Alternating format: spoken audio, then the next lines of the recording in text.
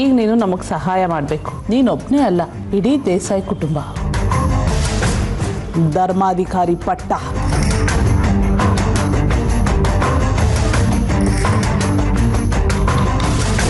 ಏನು ಹೇಳಿದೆ ಶೀಲಂ? ನಾನು ಹೊಸ ವರ್ಷ ಶುರು ಮಾಡ್ತಾರೆ ಅಂತ ತಾನೆ? ಈಗೇನು ಹೇಳ್ತೀಯ? ಹಣ ಆಸ್ತಿ ಅನ್ನೋ ವ್ಯಾಮೋಹ ಈ ಊರಿಗೆ ಯಾವಾಗ ಧರ್ಮಾಧಿಕಾರಿ ಪೀಠ ಬರುತ್ತೆ ಅನ್ನೋದು ಗೊತ್ತಾಯ್ತೋ ಅವತ್ತೇ ಹೋಯ್ತು. ಈಗ ಅವರಿಗೆ ಧರ್ಮಾಧಿಕಾರಿ ಪೀಠ ಅನ್ನೋದು ವ್ಯಾಪಾರ ದೃಷ್ಟಿಯಿಂದ ನೋಡ್ತಿದಾರಷ್ಟೇ. ಒಳ್ಳೆ ಬಿಸ್ನೆಸ್ಸು, ಸೇವೆ ಮಾಡೋ ಮಾತೇ ಇಲ್ಲ, ಸಿಕ್ತಷ್ಟು ದೋಚ್ಕೊಂಡು ಹೋಗೋದು, ಇದೇ ಅವ್ರ ಮನಸ್ಸಲ್ಲಿರೋದು. ಈಗೇನು ಮಾಡೋದು? ಏನು ಮಾಡೋದು? ಸದ್ಯದಲ್ಲೇ ಶಾಂತನು ಈ ಮನೆಗೆ ಪರ್ಮನೆಂಟಾಗಿ ಸೇರ್ಕೋತಾನೆ. ಅಕ್ಕ ಭಾವನ ಮನಸ್ಸನ್ನ ಬದಲಾಯಿಸ್ತಾನೆ. ನಿಧಾನಕ್ಕೆ ಅವ್ರ ಬಾಯಲ್ಲೇ ಧರ್ಮಾಧಿಕಾರಿ ಪೀಠಕ್ಕೆ ಅವನ ಹೆಸರನ್ನ ಹೇಳಿಸ್ತಾರೆ. ಏನೇನೋ ಹೇಳಿ ಹೆದರ್ಸ್ಬೇಡ. ನಾನು ನಿಜನೇ ಹೇಳ್ತಿರೋದು, ತಿಳ್ಕೊ, ಇದೇ ಆಗೋದು. ಕೃಷ್ಣ ಧರ್ಮಾಧಿಕಾರಿ ಆಗಲಿಲ್ಲ ಅಂದರೆ ದೊಡ್ಡಪ್ಪನ ಮನಸ್ಸು ಮುರಿದು ಹೋಗುತ್ತೆ ಕಣೋ. ದಡ್ಡ ನೀನು. ದೊಡ್ಡಪ್ಪನೇ ಖುಷಿಯಿಂದ ಅನೌನ್ಸ್ ಮಾಡ್ತಾರೆ ಶಾಂತನೇ ಧರ್ಮಾಧಿಕಾರಿ ಆಗೋದು ಅಂತ. ನೆನ್ಪಿಟ್ಕೋ, ಇದೇ ಆಗೋದು.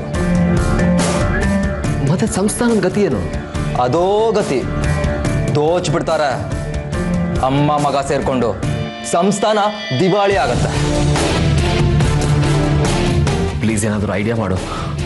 ಶಾಂತನು ಧರ್ಮಾಧಿಕಾರಿ ಆಗಬಾರ್ದು. ಸದ್ಯದ ಪರಿಸ್ಥಿತಿಯಲ್ಲಿ ಅವ್ನು ಹೇಳ್ದಾಗ ಕೇಳ್ಕೊಂಡಿರೋದಷ್ಟೇ ನಮ್ಮ ಮುಂದೆ ಇರೋದು. ಹೇಗಿದ್ರೂ ಕೃಷ್ಣಂಗೆ ಪಟ್ಟ ಸಿಗೋದು ಆಲ್ಮೋಸ್ಟ್ ಫಿಕ್ಸ್ ಆಗಿದೆ. ಆಮೇಲೆ ಆ ಶಾಂತನನ್ನ ಇದರಿಂದ ದೂರ ಇಡೋದು ಹೇಗೆ ಅನ್ನೋದನ್ನ ಪ್ಲಾನ್ ಮಾಡೋಣ. ಗುರುಜಿಗೆ ಎಲ್ಲ ವಿಷಯ ತಿಳಿಸ್ಬಿಟ್ರೆ ಹೇಗೆ? ಹೇಗಿದ್ರು ಶಾಂತನ ಬಗ್ಗೆ ಅವ್ರಿಗೆ ಗೊತ್ತಿದೆಯಲ್ವಾ? ತಿಳಿಸಿದ ದಿನಾನೇ ಮೈತ್ರಿ ಮನೆಗೆ ಬಂದು ಕೂರ್ತಾಳ.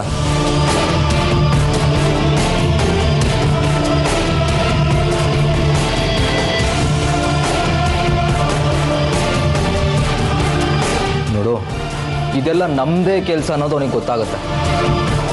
ಭಾವನ್ ಗೌರವ ದೊಡ್ಡ ಮಟ್ಟದಲ್ಲಿ ಹರಾಜಾಗತ್ತೆ. ಏನು ಮಾಡ್ತೀಯ ಅವಾಗ? ನಂಚ್ಕೊಡಿ ಪ್ಲೀಸ್, ಏನಾದರೂ ಐಡಿಯಾ ಕೊಡು. ಆ ಶಾಂತನು ಧರ್ಮಾಧಿಕಾರಿ ಆಗೋದಕ್ಕೆ ಏನೆಲ್ಲ ಮಾಡಿದೆ ಅನ್ನೋದನ್ನು ರಾಧಿಕಾ ಹೇಳಿದ ನೆನೆಸ್ಕೊಂಡ್ರೆ ಭಯ ಆಗುತ್ತೆ ಕಣೋ. ಪ್ಲೀಸ್ ಐಡಿಯಾ ಕೊಡು. ಅದ್ರ ಬಗ್ಗೆ ಏನಾದರೂ ಯೋಚನೆ ಮಾಡೋಣ. ಹೌದಾ? ಹೌದು, ಪ್ಲೀಸ್.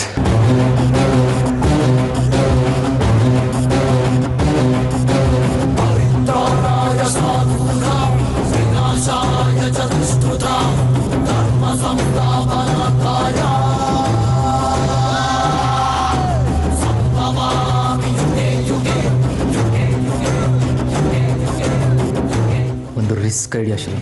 ಹೌದಾ? ಏನದು? ಎಷ್ಟೇ ರಿಸ್ಕ್ ಆದರೂ ಸರಿ ಮಾಡೋಣ. ಎಲ್ಲ ಸಮಸ್ಯೆಗೂ ಒಂದೇ ಸರಿ ಮುಕ್ತಾಯ ಪಡಿಬೋದು. ನಿನ್ನ ಮಾತಾಡ್ತಿದ್ರೆ ಕೊಲೆ ಮಾಡೋಣ ಅಂತೀಯ. ಅದೊಂದು ಬಿಟ್ಟು ಬೇರೆ ಏನಾದರೂ ಇದ್ದರೆ ಹೇಳು. ಕೊಲೆ ಅಲ್ಲ ಬಿಡು, ಬೇರೆನೇ. ಹೌದಾ? ಏನದು? ಮೈತ್ರಿನ ಕಿಡ್ನಾಪ್ ಮಾಡಿದ್ರೆ ಹೇಗೆ? ಅವಳು ಇಟ್ಕೊಳ್ತಾನೆ ನಮಗೆ ಇಷ್ಟೆಲ್ಲ ಆಟ ಆಡಿಸ್ತಿರೋದು.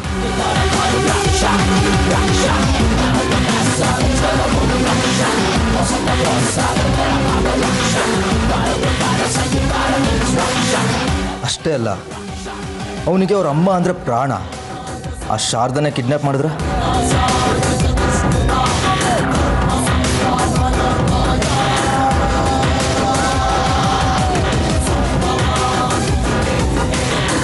ಇನ್ನೂ ಒಂದು ಪ್ಲ್ಯಾನ್ ಇದೆ. ಒಂದು ತೊಗೊಂಡ್ರೆ ಇನ್ನೊಂದು ಫ್ರೀ ಅಂದ ಹಾಗೆ ಮೈತ್ರಿ ಶಾರದನ್ ಇಬ್ಬರನ್ನೂ ಕಿಡ್ನಾಪ್ ಮಾಡಿಬಿಡೋಣ.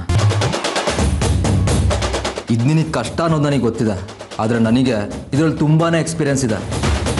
ನಾನು ನೋಡ್ಕೋತೀನಿ. ಟೈಮ್ ನೋಡಿ ಕರೆಕ್ಟಾಗಿ ಪ್ಲ್ಯಾನ್ ಮಾಡೋಣ.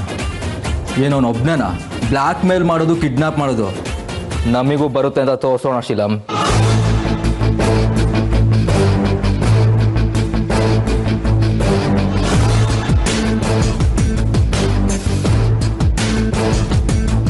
ಮುಟ್ಕೊಂಡು ನೋಡ್ಕೋಬೇಕು ಅವನು. ಸರಿ, ನೀನು ಹೇಳಿದಾಗೆ ಮಾಡೋಣ. ಆದರೆ ಇವಾಗ ಬೇಡ, ಸ್ವಲ್ಪ ಸಮಯ ಬಿಟ್ಟು ಸರಿಯಾದ ಸಮಯ ನೋಡಿಕೊಂಡು ಆ ಶಾಂತನು ಬಾಣ ಅವನಿಗೆ ತಿರುಗುವಾಗ ಮಾಡೋಣ. ಅಂತೂ ನಮ್ಮ ಶೀಲಂ ನಮ್ಮ ದಾರಿಗೆ ಬಂದ್ಬಿಟ್ಟ. ನಗೋ ಮಾರೆ, ಒಂದು ಸ್ವಲ್ಪ ಜಾಸ್ತಿನೇ ನಗೋ, ಭಯ ಪಡಬೇಡ.